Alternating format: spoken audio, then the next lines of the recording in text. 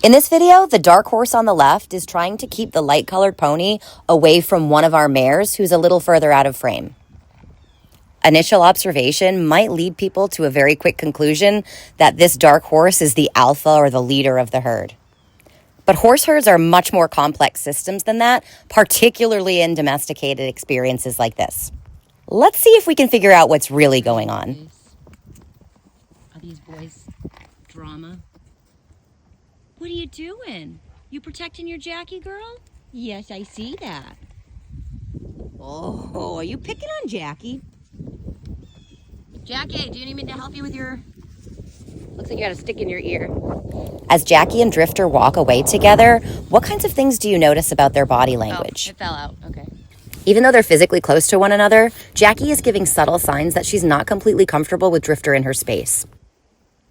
And Teddy is still very much interested in hanging out with them despite being told to go the away multiple times. And just like a lot of humans, there are horses who also struggle with boundaries. Hi, silly pony. You'll notice how he's licking and chewing here to keep himself regulated and avoid running at them like he really wants to do.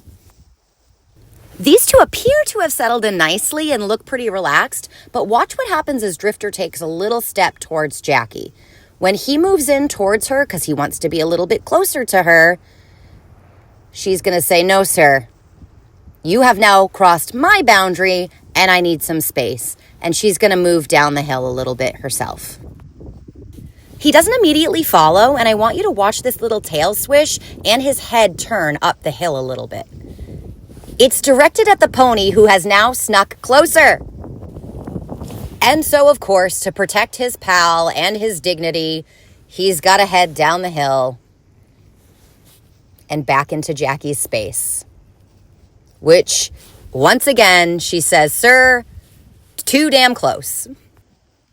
There are a lot of dynamics at play here, and it's likely you've already formed some pretty strong opinions about the behaviors of these horses. But let's really talk about what's going on.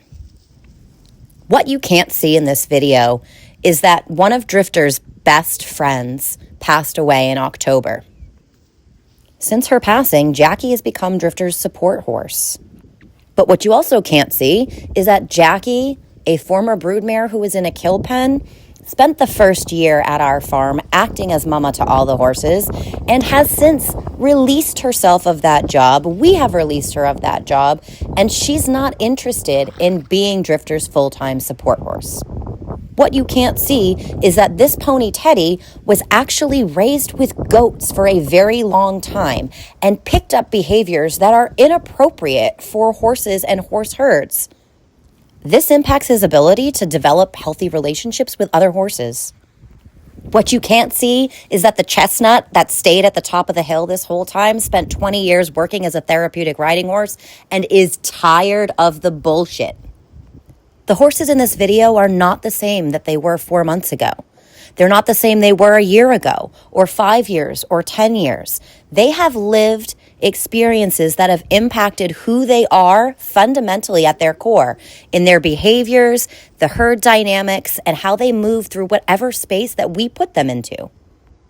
When we minimize these interactions to "she's just a jerk," or "he's such a bully," or "that's the alpha horse," it discounts all of the depth that these animals possess and leaves so much room for error in terms of actually reading their body language and being able to work with them.